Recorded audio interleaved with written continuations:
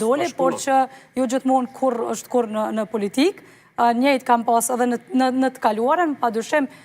si derivati ndonjë marrëveshje dhe diskutimit të gjatë brenda edhe mund të bëhet, por që ai e ka shpreh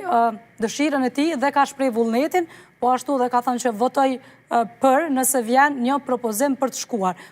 Po ashtu, Lumir Avdixhiku tashmë veç ka marrë një iniciativë politike të opozitës për t'i takuar, e ka taku Memli Krasniqin, e ka taku Ramush Haradinajn, e ka taku po ashtu edhe Fatmir Limën,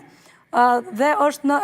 në diskutim dhe t'i shoh, t'i parafroj qëndrimet e tij politike së bashku me... Ka takuar deri më tash krejt liderët opozitar. Po, të gjithë liderët opozitar i ka taku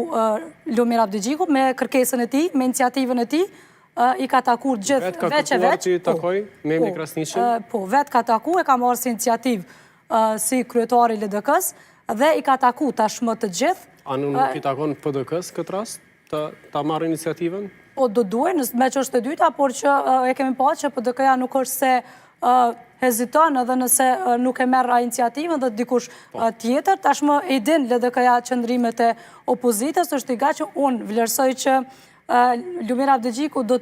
po të merrte ftesë prej Albin Kurtit që të diskutoj, nuk po flas tashmë të hyjë në qeveri, por që tjetë një diskutim i hapur edhe me partitë e tjera politike, ai mund ta shoh përse afërm edhe pse ka kështu qëndrim të betonuare, të thënë disa herë që nuk shkon me lëvizjen vetëvendosje, mirë po me që Lumir Avdixhiku tashmë i ka taku gjithë kryetarët e partive opozitare, i ka qëndrimet e tyre, i ka argumentet e tyre dhe është i gatshëm që të dalë edhe me një propozim pse jo edhe për qeveri. A mund ketë koalicion